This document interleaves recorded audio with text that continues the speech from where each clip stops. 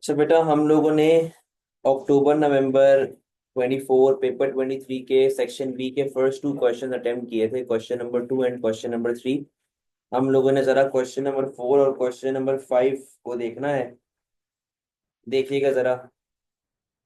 कहता है जी, Davos is a ski resort in Switzerland famous for hosting a World Economic Conference for leaders from both private and public sectors।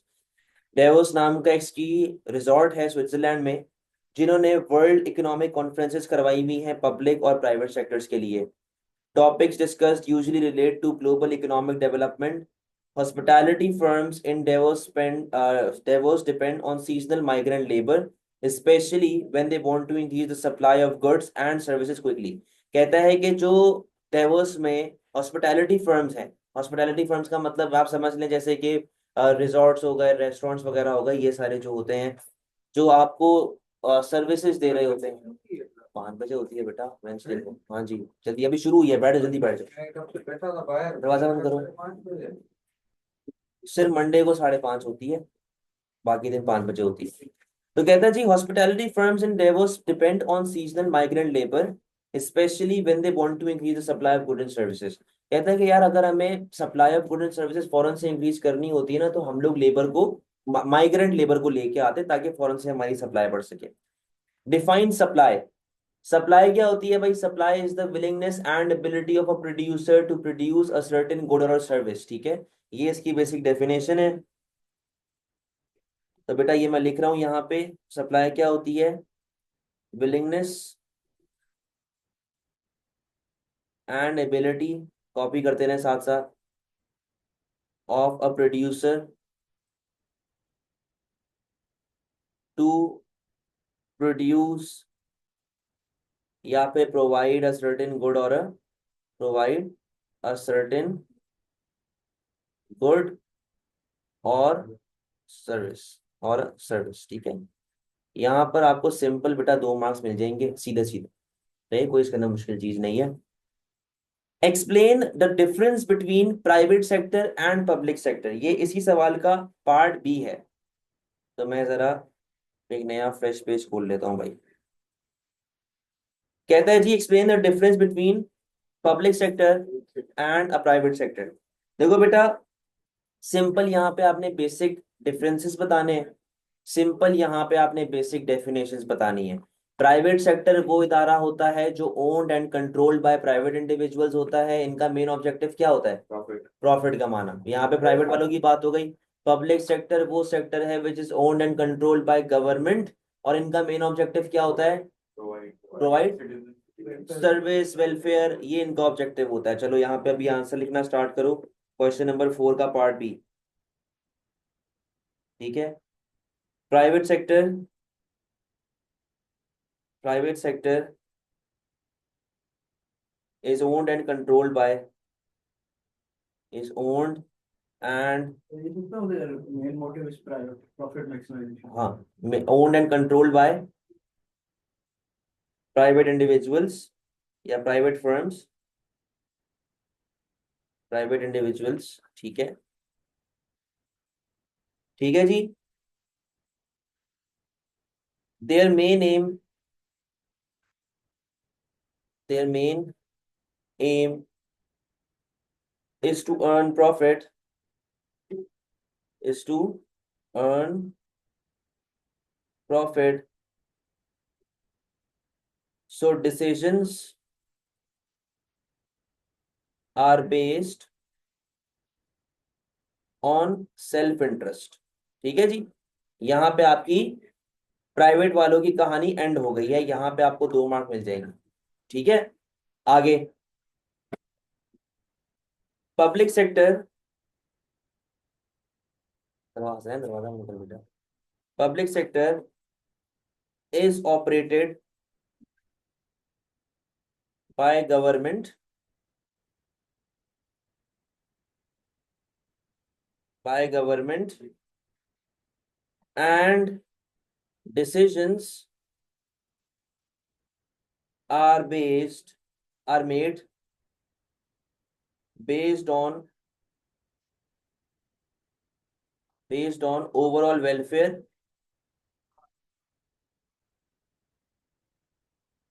और to provide service. ठीक है, कुछ नहीं है, दो दो लाइनों में दो बातें आ गई हैं आपको बेटा, यहाँ पे 4 मार्क आसानी से मिल जाएंगे। ठीक है, कुछ भी इसके अंदर कोई नई चीज नहीं है। क्लियर है यहाँ तक बात, समझ गए हैं? तो बेटा ये 4 मार्क का सवाल था, आपको यहाँ पे 4 मार्क गेन हो चुके हैं। अगले क्वेश्चन पे आ जाए, इसी का पार्ट सी। पार्ट सी क्या कहता है भाई? पार्ट सी कहता है analyse the causes of differences in economic development between countries. कहता है कि यार डिफरेंट कंट्रीज के अंदर आपके पास डिफरेंट इकोनॉमिक डेवलपमेंट क्यों है या कैसे हो सकती है। तो अब जरा मुझे बताओ, हर इकोनॉमी के अंदर डिफरेंट तरह से स्पेंडिंग पैटर्न या फिर डिफरेंट तरह से गवर्नमेंट एक्सपेंडिचर क्यों होता है, इन्फ्लेशन क्यों डिफरेंट होती है? पॉपुलेशन, नेचुरल रिसोर्सेस और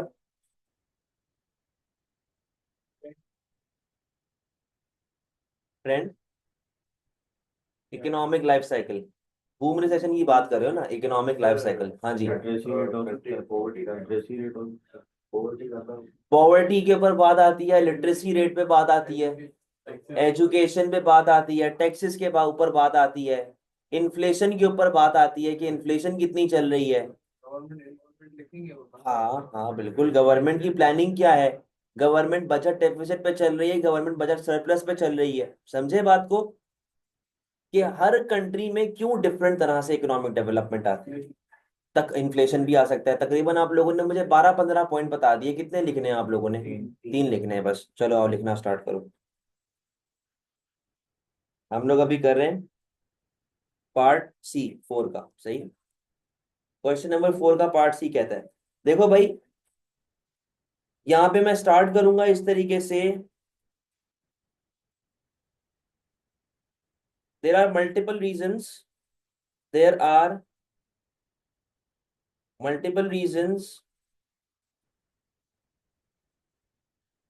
why there is why there is difference in economic development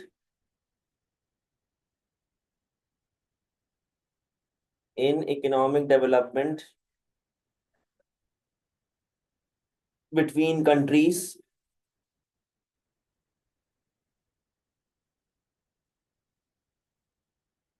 Full stop. First one being the level of income. पहला मैंने पॉइंट क्या बताया, एक किस पर डिपेंड करता है, इनकम लेवल के ऊपर डिपेंड करता है। भाई इसको आप किस तरीके से बताएंगे, डिफरेंट कंट्रीज में डिफरेंट इनकम लेवल चल रही होती है, तो हर बंदे की अफोर्डेबिलिटी डिफरेंट होती है।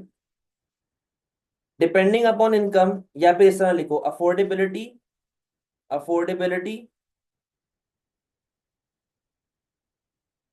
of goods and services of goods and services depends upon the level of income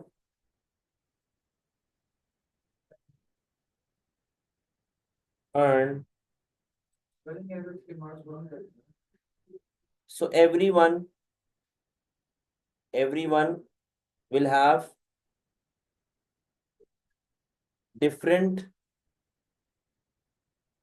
consumption pattern। ठीक है, different consumption pattern। ठीक है जी, यहाँ पे आपका एक पॉइंट हो गया। सेकंड पैराग्राफ पे जाएंगे अब हम लोग। अब मैं लिंक करूंगा एजुकेशन के साथ, सही है। Education develops skills develops skills and knowledge. Education develops skills and knowledge for people, comma या full stop, if people are highly educated हाँ, if people are highly educated, copy हो गया यहाँ तक? सही है। If people are highly educated, they will have better skills, they will have better skills,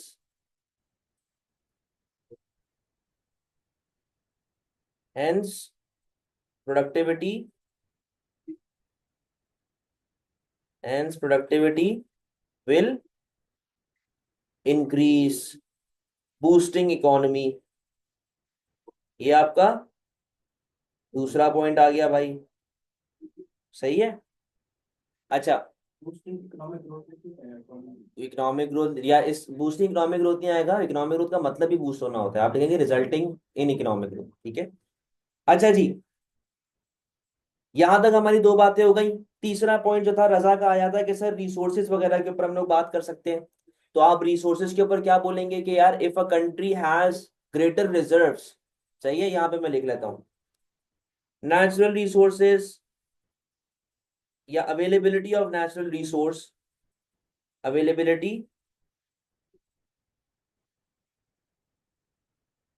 of natural resource also plays a very vital role, also plays a very vital role as as as this will as this will increase the supply of raw material, supply of raw material,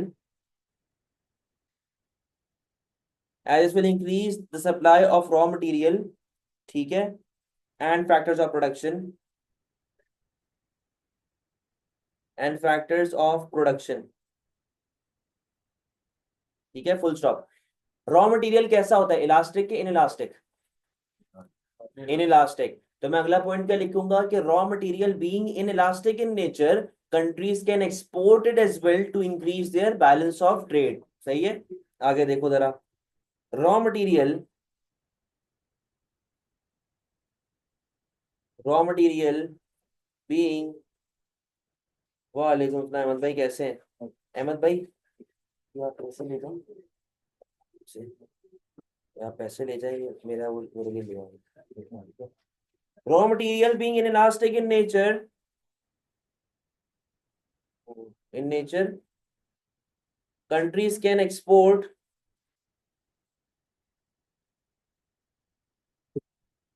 countries can export it and improve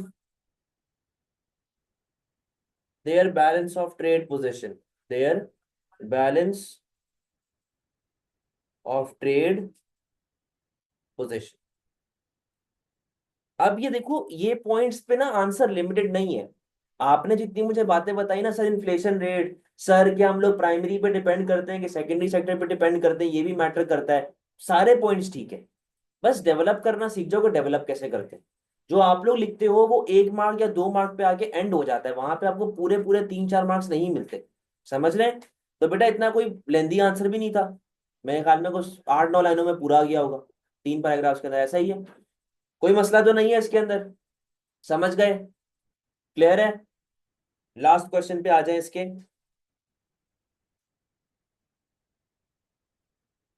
क्या कहता है जी? कहता है discuss whether और not employment of migrant workers can benefit economy. कहता है कि यार मुझे एक बात ये बताएं, अगर हमारे पास क्या कहते हैं, माइग्रेंट वर्कर्स आते हैं, माइग्रेंट वर्कर्स का मतलब कि दूसरी कंट्री से हमारे मुल्क आ रहे हैं, तो इससे हमारे मुल्क को फायदा होगा या नहीं होगा? तो बताना शुरू करो जरा। हमें टेंशन बढ़ जाए, हमारी वो बढ़ जाएगी, हमारे पास प्रोडक्शन एफिशिएंट हो जाएगा, वो बढ़ जाएगा, इसका क्या कहते हैं, सप्लाई ऑफ लेबर बढ़ेगा तो डिमांड फॉर लेबर कम होगा, वेजेस लेबर सस्ता मिलेगा, असलैन का दूसरा पॉइंट है, वेरी गुड। जब सप्लाई ऑफ लेबर बढ़ेगी तो उससे वेजेस जो है वो ऑटोमेटिकली गिर जाती है, वेरी गुड। और स्किल लेबर आएगा वो सर ज्यादा स्किल्ड लेबर आने के चांसेस हैं, और आइडिया और टेक्नोलॉजी न्यू आइडियाज आना शुरू हो जाएंगे भाई। अच्छा भाई, और यहाँ पे क्या पॉइंट आए हुए हैं? डिफरेंट स्किल सेट, एक्सीलेंट भाई, नए नए। अच्छा खैर वो स्किल्ड लेबर के अंदर ही बात आ गई ना, और क्या हो सकता है भाई? नहीं, पहले पॉजिटिव एक और बताओ। करेंगे लोग ज्यादा होंगे ग्रोथ। मुझे किसी ने पॉइंट दिया था पोटेंशियल वगैरह बढ़ जाए। अच्छा पोटेंशियल तुमने लिख लिया है। अच्छा, सप्लाई ऑफ लेबर बढ़ेगी, सही है, चार बहुत है। नेगेटिव्स पे आ जाए जरा। अगर वो स्किल नहीं होगा तो उसको ट्रेनिंग पे ज्यादा पैसे पड़ेंगे। कंपटीशन ज्यादा हो जाएगा तो बाद में हमारा पैसा बाहर जाएगा, फिर वो बाहर से रेमिटेंस प्रॉफिट सारा रेमिटेंस नहीं, प्रॉफिट नहीं बाहर जाएगा। रेमिटेंस की फॉर्म में वो अपनी फैमिली को पैसे वापस भेज रहे होंगे ना, तो दूसरी कंट्री वापस भेजेंगे। हमारे मुल्क से आउटफ्लो होना शुरू हो जाएगा करेंसी का। एक पॉइंट मुझे अभी यहाँ पे किसी ने दिया कि यार अपना लोकल वर्कर जो है ना वो सेक्रीफाइस होगा, लोकल एम्प्लॉयमेंट पे नेगेटिव इफेक्ट आना शुरू हो जाएगा। अगर लेबर स्किल्ड ना हो तो ट्रेनिंग पे खर्चा ज्यादा हो सकता है।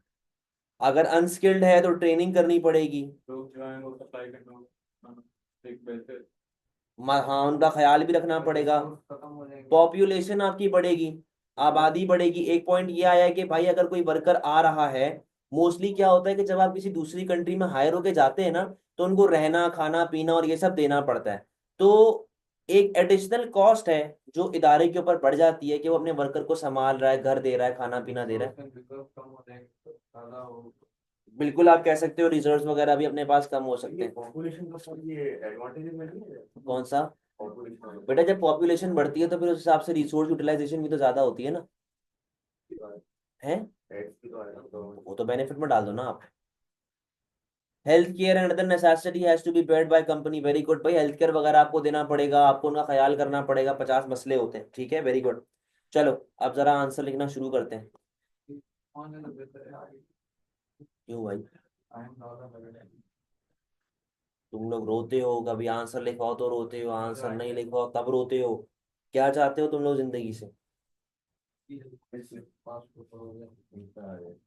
4D पे आ जाए।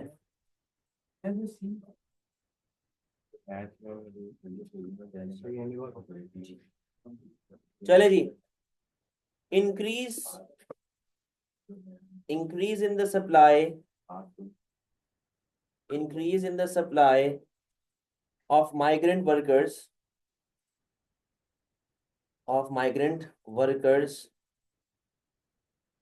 will increase the supply of labor, increase the supply of labor, will increase the supply of labor resulting in या फिर increase in supply of labor, decreasing the overall wage rate, decreasing the overall wage rate, comma full stop.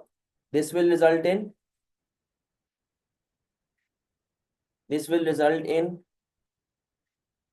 reduction in cost of production, reduction in cost of production for businesses, ठीक है। सही है। यहाँ पे एक point आपका add हो गया कि जब आपके पास सप्लाई ऑफ वर्कर बढ़ती है तो उससे आपकी एवरेज कॉस्ट कम होती है। जब आपकी एवरेज कॉस्ट कम होती है तो भाई उस कॉस्ट ऑफ बिजनेस क्या हो जाएगी आपके पास? भाई बढ़ कहाँ जाएगी, क्या हो गया? कम हो जाएगी। आगे आओ। अगला पॉइंट क्या था कि भाई हो सकता है कि वो स्किलफुल हो, सही है। Second point, migrant workers migrant workers may be more skillful, may be more skillful and more skillful and more knowledgeable, more knowledgeable than domestic workers या local workers। पेपर इधर ही हुआ है जी कल है परसों। या more knowledgeable than local workers and may also contribute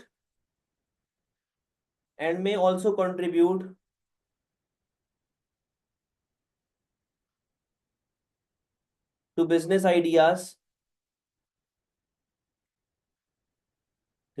ideas and productivity। ठीक है, दो बातें हो गई भाई यहाँ पे। पहली बात क्या थी? पहली बात हमारे पास ये थी कि वर्कर जो हैं वो सप्लाई बढ़ा देंगे, और दूसरी बात हमने क्या बोल दी भाई, मोर स्किलफुल, और ये जो है आपके पास मामला जो है वो आपके बेहतर हो जाएंगे। ठीक है, ये 8 मार्क वाला है। ये 8 मार्क वाला है।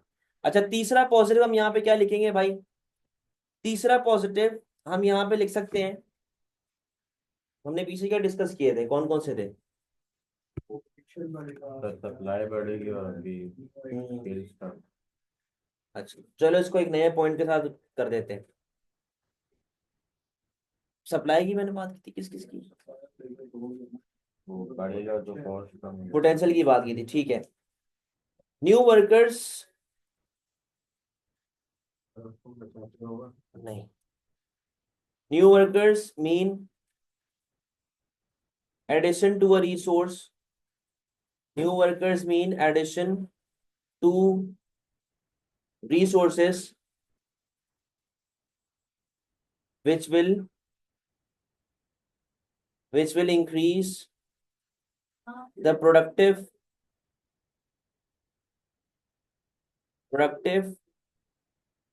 potential of economy,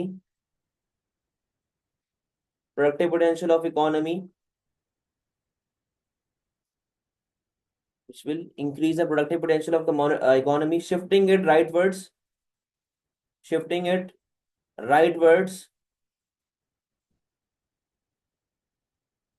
from AB to CD as shown in the diagram below। ठीक है, अब ये देखो, क्योंकि मैं इसको पीपीसी के साथ लिंक कर रहा हूं, तो मैं यहाँ पे एक डायग्राम बना दूंगा। कुछ भी नहीं है, कोई मुश्किल काम नहीं है, सिर्फ आपने शिफ्ट करके दिखाना। ये गुड वाई है, ये गुड एक्स है, ये लो, बस ये काम करना है आपने। एरो बना के दिखा दो। नेगेटिव में कम वाला बनाए, नेगेटिव में कम वाला भी बनाएगा। नेगेटिव मतलब नेगेटिव के पॉइंट्स कम है। मर्जी है, बनाना चाहते हो तो बना ले, वरना लंबी करने की जरूरत नहीं है। ठीक है, तो भाई ये देख लो, मैंने अपना पीपीसी यहाँ पे बना दिया। मैंने ज्यादा एक्सप्लेन भी नहीं किया, मैंने सिर्फ सीधी सीधी बात की कि देख ले भाई, तुम्हारा पोटेंशियल जो है ना वो बढ़ेगा from AB to CD as shown in the diagram below. यही हो रहा है, खत्म, कोई ज्यादा लंबी करने की जरूरत नहीं है। क्लियर है? पॉजिटिव्स कितने लिख लिए अपन लोगों ने? 3 लिख लिए। ड्रॉबैक्स पे आ जाओ। However,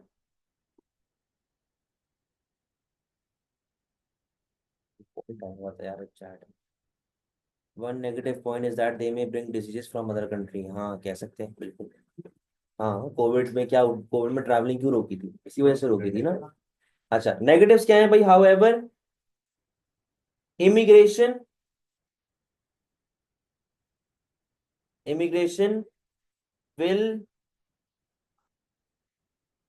affect the local worker, will affect the local worker negatively as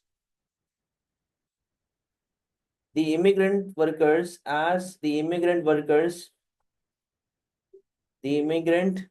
workers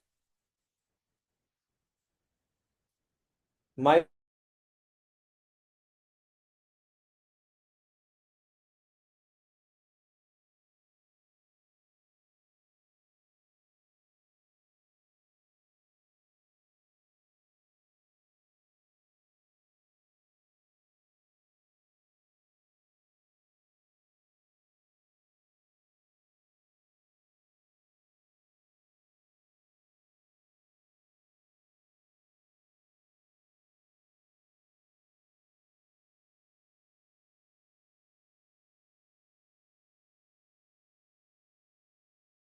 अच्छा, तो मैं कह रहा था, might affect negatively as immigrant workers might take up the jobs, might take up the jobs, making it less available, making it less available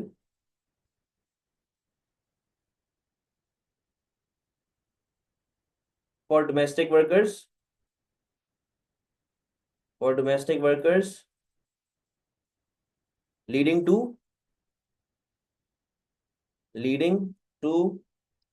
unemployment. ठीक है, कि भाई लोकल वर्कर जो है वो बेरोजगार हो सकता है। समझ गए यहां तक बात को? सेकंड, सेकंड आप यहाँ पे ये लिख सकते हैं कि यार वर्कर जो हैं वो यहाँ पे आएंगे तो उन्हें रहने की जगह चाहिए, उन्हें पीने का पानी चाहिए, खाना पीना चाहिए, तो they will use up resources. ठीक है, immigrant workers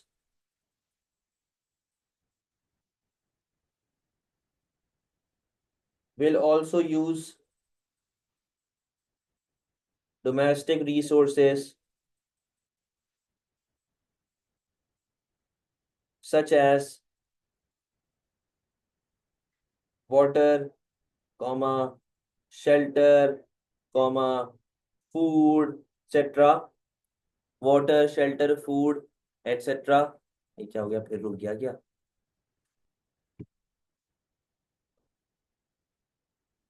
water, shelter, food, etcetera. अच्छा आगे,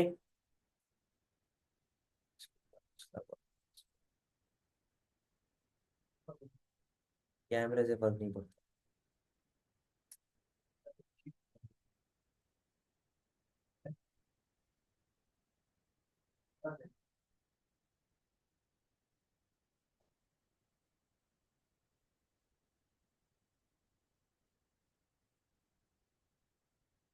चले, क्या था? Water, shelter, food, etcetera.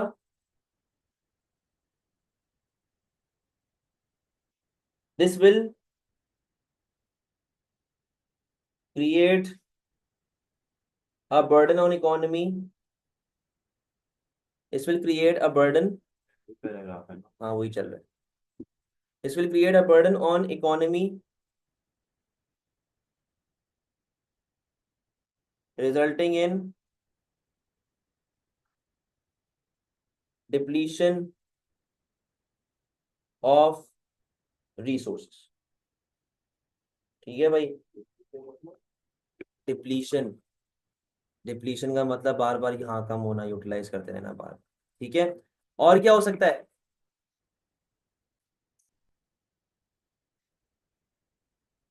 Returns का आपने कहा क्या? होगा। आउटफ्लो ऑफ करेंसी, सही है। आउटफ्लो ऑफ करेंसी भी आप यहाँ पे लिख सकते हो। आप यहाँ पे ये भी कह सकते हो कि भाई जब लोग यहाँ पे रहेंगे, डोमेस्टिक में भी स्पेंडिंग करेंगे तो कंजम्पशन बढ़ेगी, might lead to inflation in economy. ठीक है, तो ये अभी मैंने 2 पॉइंट लिख दिए हैं, बाकी आपकी मर्जी और आप कितने ऐड इसके अंदर करना चाहते हैं। आप इन्फ्लेशन वाला पॉइंट ऐड करना चाहते हैं वो कर लें, आप आउटफ्लो ऑफ मनी की बात वो ऐड कर लें, वो आपकी मर्जी है। समझ गए बात को?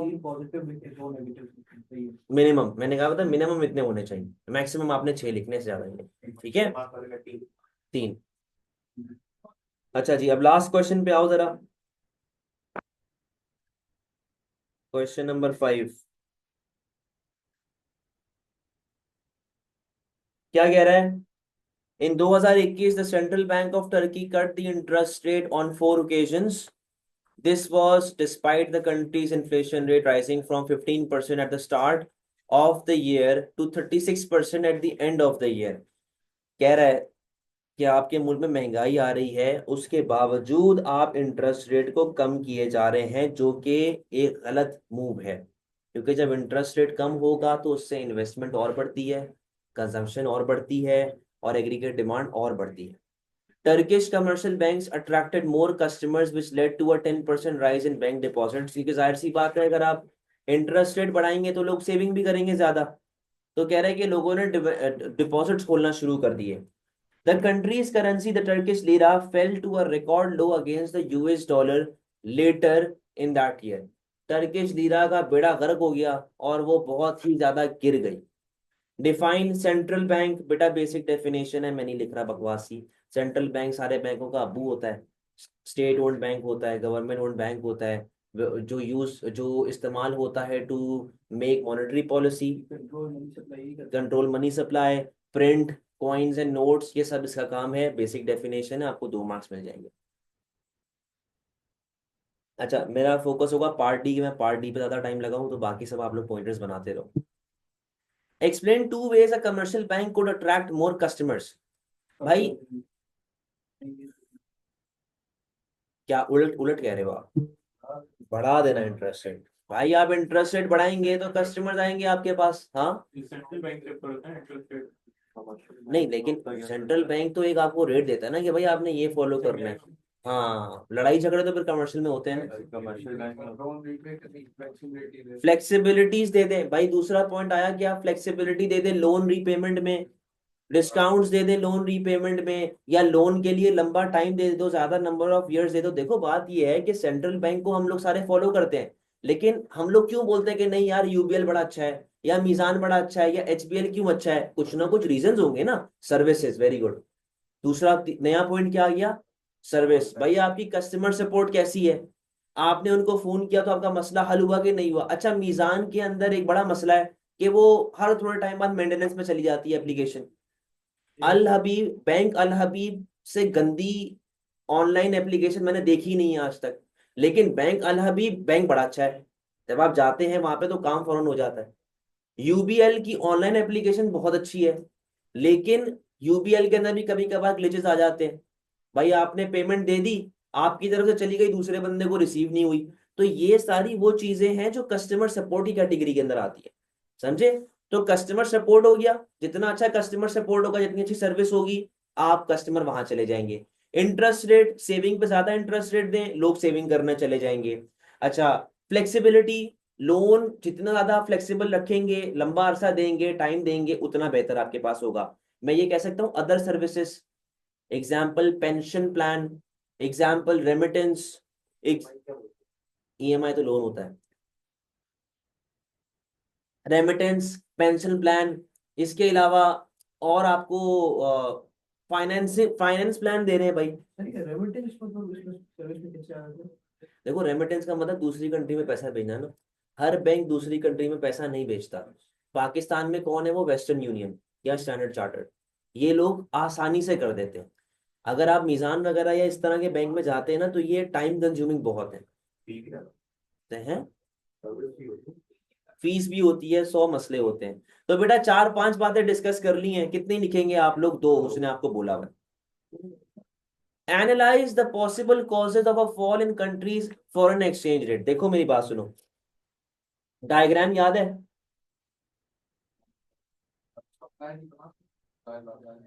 बनानी नहीं है, बनानी नहीं है, वैसे पूछ रहा हूँ, डायग्राम्स याद है? मैंने 2 तरीके बताए थे करेंसी डेप्रिसिएशन के। एप्रिसिएशन है डेप्रिसिएशन? डेप्रिसिएशन। पहला रीजन क्या था? सप्लाई का बढ़ना। और दूसरा रीजन क्या है? डिमांड का। अब आपने कोई से भी 3 ऐसे पॉइंट्स बताने हैं जिनमें आपके पास या तो सप्लाई बढ़ रही हो, या तो आपकी डिमांड कम हो रही हो। डायग्राम बनाने की बेटा जरूरत नहीं है, 6 मार्क टाइम वेस्ट करोगे आप। अब सर सप्लाई कैसे बढ़ सकती है भाई?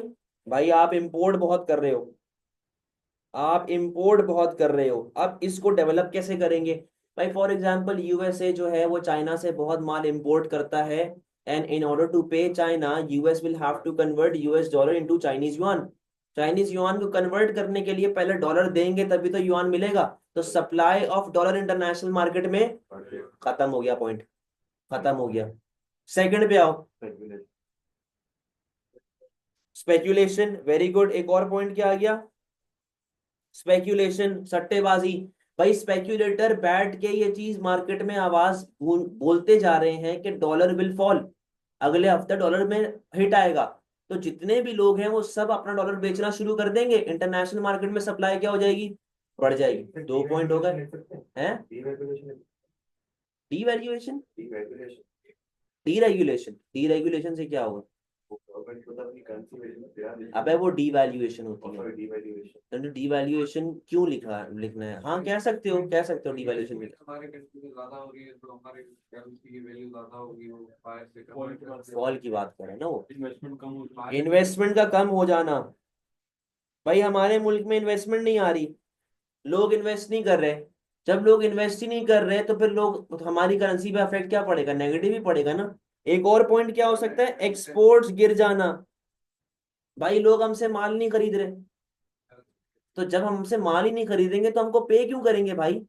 जब वो पे ही नहीं करेंगे, जब वो पे ही नहीं कर रहे, तो आपकी एक्सपोर्ट्स की वजह से आपकी करेंसी पे क्या इफेक्ट आएगा? क्या होता है वो ज्यादा। वो तो प्रोटेक्शनिज्म वाला गेम, उसको छोड़ दो। वो प्रोटेक्शनिज्म होता है, वो किसी काम का नहीं इस क्वेश्चन।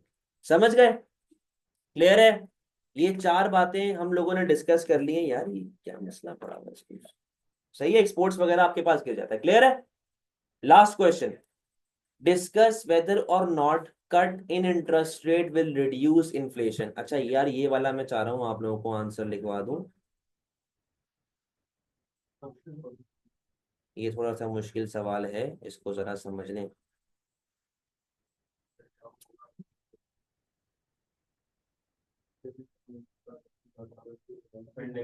Very good. तो सेव कम होता है ज्यादा देखो मेरी बात सुनो, आओ जरा आंसर लिखना स्टार्ट करते हैं। क्वेश्चन नंबर 5 का पार्टी। यहां पर मैं एक डायग्राम बना सकता हूं, यहां पर मैं डायग्राम बना सकता हूं। हमारा ऑब्जेक्टिव क्या है? इसने क्या बोला? इंटरेस्ट रेट कम हो रहा है। पहले हम लोग बताएंगे पॉजिटिव, फिर हम लोग बताएंगे नेगेटिव। अच्छा, रिडक्शन इन इंटरेस्ट रेट, ज्यादा होगी, ज्यादा होगी। Reduction in interest rate is a part is a part of expansionary monetary policy, is a part of expansionary monetary policy। सामने देखो, सामने। जब आपके पास बेटा इंटरेस्ट रेट कम होगा, पीपल, नहीं, cost of borrowing will fall, cost of borrowing will fall, leading to higher investments, higher investments and increase in, अबे aggregate demand, क्या हो गया? Increase in. ज्यादा होगी, प्रोडक्शन ज्यादा करेंगे तो बेटा वो तो बात की बात है ना, एग्रीगेट डिमांड का फॉर्मूला क्या होता है? Increase in aggregate demand leading to economic growth. बेटा पहले पॉजिटिव्स की बात करो, इन्फ्लेशन के ऊपर बाद में बात करेंगे। Economic growth as shown in the diagram, ठीक है, as shown in the diagram. Inflation बोला हुआ है, नहीं करना है। बेटा उसने बोला कि उससे आपके पास इन्फ्लेशन कम होगी कि नहीं होगी, अगर इंटरेस्ट रेट आपके पास कम होता है तो। ठीक है, आपके पास whether not cut in interest will reduce inflation. तो हम लोग अभी यहाँ पे बात कर रहे हैं इकोनॉमिक डेवलपमेंट आपके पास कैसे आएगी इन्फ्लेशन, इन्फ्लेशन ना होने की वजह से। इसके अंदर ऐड कर लो। बोलोगे भाई जब हमारे पास क्या कहते हैं इंटरेस्ट रेट बढ़ेगा, तो उससे इंटरेस्ट रेट कम होगा तो हमारी कॉस्ट ऑफ प्रोडक्शन भी क्या हो जाती है? कम हो जाती है। ठीक है, डायग्राम पे हम लोग अगले वाले में बना लेंगे। लीडिंग टू इकोनॉमिक ग्रोथ, बस फुल स्टॉप। ठीक है, अभी हसनैन वाला पॉइंट लेके चल लोगे भाई, जब कॉस्ट ऑफ प्रोडक्शन हमारे पास कम हो जाएगी। यहाँ पे देखो, फर्दर, जी, further investment will lead to reduction in cost of production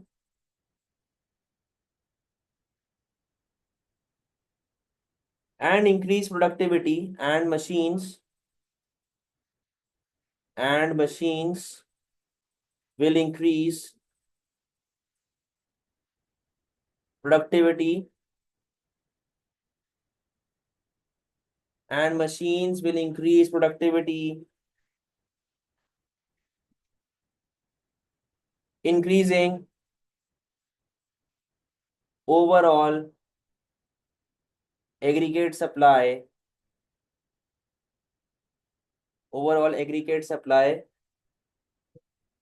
reducing overall price level या reducing price level as shown in the diagram. Supply बढ़ने से inflation बढ़ नहीं सकती, सप्लाई बढ़ेगी तो ज्यादा मार्केट में होगी। नहीं, डायग्राम देखो, इधर आ गई प्राइस, यहाँ पे आपके पास जीडीपी, ठीक है, ये एग्रीगेट डिमांड आ रहा है, ये एसआरएएस आ रहा है आपका, SRAS short on aggregate supply, AD equilibrium E, income level Y, prices P, ठीक है। आपके पास सप्लाई क्या हो रही है, बढ़ रही है, आप आ गए एसआरएएस से एसआरएएस 1, इक्विलिब्रियम ई से ई 1, आपका जीडीपी लेवल बढ़ा और प्राइसेस पे क्या इफेक्ट आ रहा है, कम हो रही है, ठीक है। ये कहानी आपने उसको एक्सप्लेन कर दी है, सिंपल। कोई मसले वाली बात भाई, क्लियर है आपके पास, कोई मसला तो नहीं है? अच्छा, एग्रीगेट सप्लाई आपके पास बढ़ गई, एग्रीगेट डिमांड भी आपके पास बढ़ने के चांसेस हैं। अच्छा, इन्वेस्टमेंट वगैरह बढ़ जाएगी, आप इसको इकोनॉमीज ऑफ स्केल के साथ भी लिंक कर सकते हो जी, कि आपको इकोनॉमीज ऑफ स्केल मिलेगी, सही है, खर्चा वगैरह आपके पास कम हो जाएगा, इस तरह से भी आप बात कर सकते हैं, ठीक है। ये आपके पास पॉजिटिव्स हो गए, ये आपके पास पॉजिटिव्स हो गए। अब अगर मैं नेगेटिव्स की बात करूं, नेगेटिव्स पे आ जाओ। दो के अंदर हमने ज्यादा बातें एक्सप्लेन कर दी ना, डायग्राम भी तो बना दी, तो ओवरऑल उतना कंटेंट पूरा है आपके लिए। नेगेटिव्स के अंदर देखो, पहला मसला क्या था कि जब आपके पास इंटरेस्ट रेट कम होता है, हमने पीछे ये बात लिखी हुई आंसर में कि जब इंटरेस्ट रेट कम होगा तो इन्वेस्टमेंट वगैरह बढ़ती है, इंटरेस्ट कम होने से आपका सेविंग जो है वो कम होता है, स्पेंडिंग और कंजम्पशन, सेविंग कम होता है, कंजम्पशन आपका बढ़ता है, और इन्वेस्टमेंट क्या होती है, यानी कि इससे ओवरऑल एग्रीगेट डिमांड क्या हो रही है, पीछे हमने लिंक किया हुआ था कि इकोनॉमिक ग्रोथ आएगी, अब हम किससे लिंक कर रहे हैं, इन्फ्लेशन के साथ। डायग्राम को देखो, इधर आ गई प्राइस, यहाँ पे आया आपके पास जीडीपी, ये आ रहा है एग्रीगेट डिमांड, ये आ रहा है आपका एग्रीगेट सप्लाई, सही है डायग्राम बनाए जी। एसआरएएस एडी, ये मामला चल रहे हैं भाई। अब बात सुनो भाई, अगर आपका एडी बढ़ता है तो वो राइटवर्ड जाएगा, वो आ गया एडी से एडी 1, इक्विलिब्रियम ई से ई 1, प्राइजेस बढ़ गई और जीडीपी पे क्या इफेक्ट आ रहा है, तो उसने जो आपसे पीछे बात की थी कि यार क्या इससे इन्फ्लेशन आएगी कि नहीं आएगी, इन्फ्लेशन आना शुरू हो गई, सही है। अच्छा, फिर इसको आप डिमांड पुल के साथ लिंक करोगे, डिमांड पुल के साथ आप लिंक करेंगे इसको, और आप इसको ये भी बता देना कि शुरुआत में भले मल्टीप्लायर इफेक्ट आ रहा है, may result in hyper inflation in the long run, कि लॉन्ग रन में बेटा आपके पास हाइपर इन्फ्लेशन आ सकता है। कोई मसले वाली बात, कोई मसले वाली बात है भाई, क्लियर हो गई है सारी बातें, समझ गए बेटा, ऑनलाइन आप लोग समझ गए हो। इसी से ही आप अच्छे खासे पॉइंट्स 2-3 अपने निकाल सकते हैं प्रॉपर तरीके से अगर एक्सप्लेन करें तो। कौन सी इन्फ्लेशन आप बता रहे हैं? डिमांड पुल इन्फ्लेशन, ठीक है जी। तो भाई ये पूरा पेपर जो है ये हमारा अटेम्प्ट हो गया है, इसका सेक्शन ए रह गया है, अगली क्लास में इंशाल्लाह सेक्शन ए करेंगे, ठीक है भाई।